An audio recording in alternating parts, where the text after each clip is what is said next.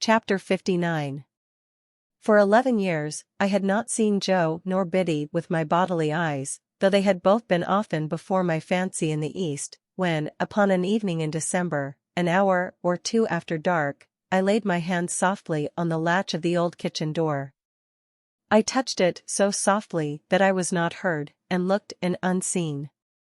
There, smoking his pipe in the old place by the kitchen firelight, as hale and as strong as ever, though a little grey, sat Joe, and there, fenced into the corner with Joe's leg, and sitting on my own little stool looking at the fire, was I again. "We give him the name of Pip for your sake, dear old chap," said Joe, delighted, when I took another stool by the child's side, "but I did not rumple his hair, and we hoped he might grow a little bit like you, and we think he do." I thought so too, and I took him out for a walk next morning, and we talked immensely, understanding one another to perfection. And I took him down to the churchyard, and set him on a certain tombstone there, and he showed me from that elevation which stone was sacred to the memory of Philip Pierrep, late of this parish, and also Georgiana, wife of the above.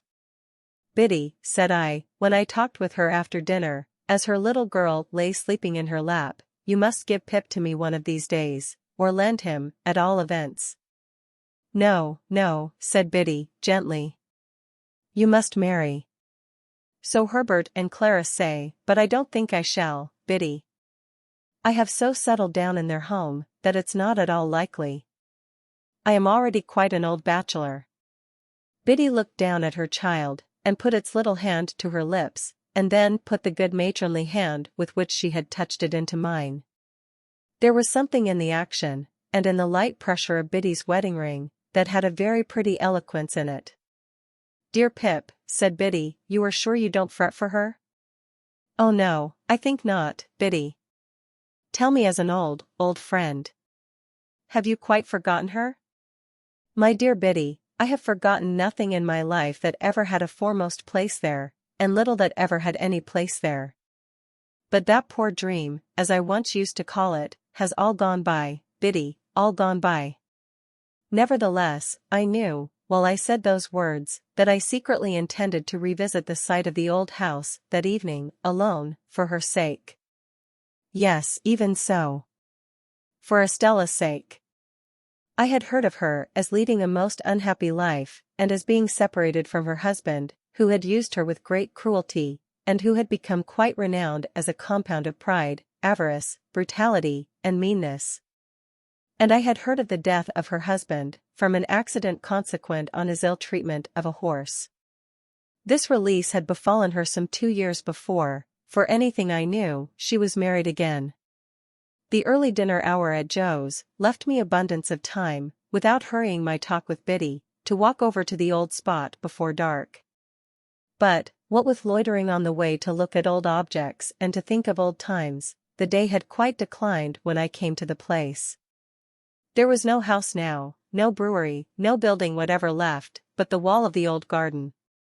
The cleared space had been enclosed with a rough fence, and looking over it, I saw that some of the old ivy had struck root anew, and was growing green on low quiet mounds of ruin. A gate in the fence standing ajar, I pushed it open, and went in. A cold silvery mist had veiled the afternoon, and the moon was not yet up to scatter it. But, the stars were shining beyond the mist, and the moon was coming, and the evening was not dark. I could trace out where every part of the old house had been, and where the brewery had been, and where the gates, and where the casks. I had done so, and was looking along the desolate garden walk, when I beheld a solitary figure in it. The figure showed itself aware of me, as I advanced. It had been moving towards me, but it stood still. As I drew nearer, I saw it to be the figure of a woman. As I drew nearer yet, it was about to turn away, when it stopped, and let me come up with it. Then, it faltered, as if much surprised, and uttered my name, and I cried out, "Estella! I am greatly changed. I wonder you know me." The freshness of her beauty was indeed gone, but its indescribable majesty and its indescribable charm remained. Those attractions in it, I had seen before. What I had never seen before, was the saddened, softened light of the once proud eyes, what I had never felt before was the friendly touch of the once insensible hand. We sat down on a bench that was near, and I said, after so many years, "It is strange that we should thus meet again, Estella, here where our first meeting was. Do you often come back?" "I have never been here since." "Nor I." The moon began to rise, and I thought of the placid look at the white ceiling, which had passed away. The moon began to rise, and I thought of the pressure on my hand when I had spoken the last words he had heard on earth.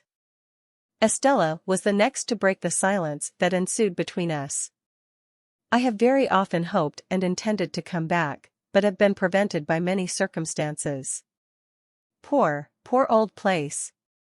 The silvery mist was touched with the first rays of the moonlight, and the same rays touched the tears that dropped from her eyes.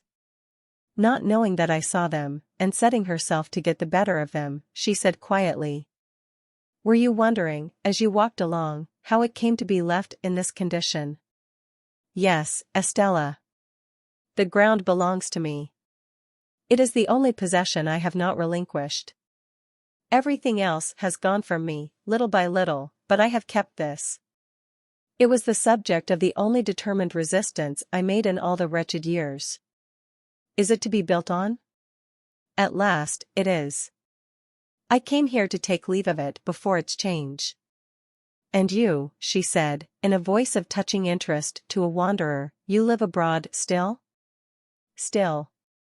And do well, I am sure?" "I work pretty hard for a sufficient living, and therefore, yes, I do well." "I have often thought of you," said Estella. "Have you?" "Of late, very often. There was a long hard time when I kept far from me the remembrance of what I had thrown away when I was quite ignorant of its worth.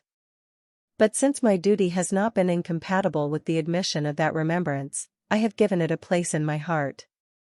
"You have always held your place in my heart," I answered. And we were silent again until she spoke. "I little thought," said Estella, "that I should take leave of you in taking leave of this spot. I am very glad to do so." "Glad to part again, Estella?" "To me, parting is a painful thing. To me, the remembrance of our last parting has been ever mournful and painful." "But you said to me," returned Estella, very earnestly, "God bless you, God forgive you." "And if you could say that to me then, you will not hesitate to say that to me now, when suffering has been stronger than all other teaching, and has taught me to understand what your heart used to be. I have been bent and broken, but, I hope, into a better shape. Be as considerate and good to me as you were, and tell me we are friends." "We are friends," said I, rising and bending over her, as she rose from the bench. "And will continue friends apart," said Estella.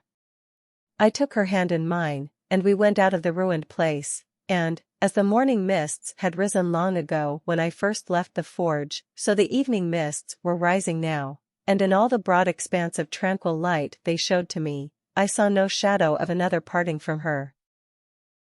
The book ended here. Thanks for listening. I hope you enjoyed the book. Don't forget to subscribe to the channel, it's easy and free for you and very important to us. In this way, you support the channel and enable the publication of new videos. Also, remember to press that like button and leave your comment in the comment field. In addition, check out the other all sort of channels. You can find the links in the channel information.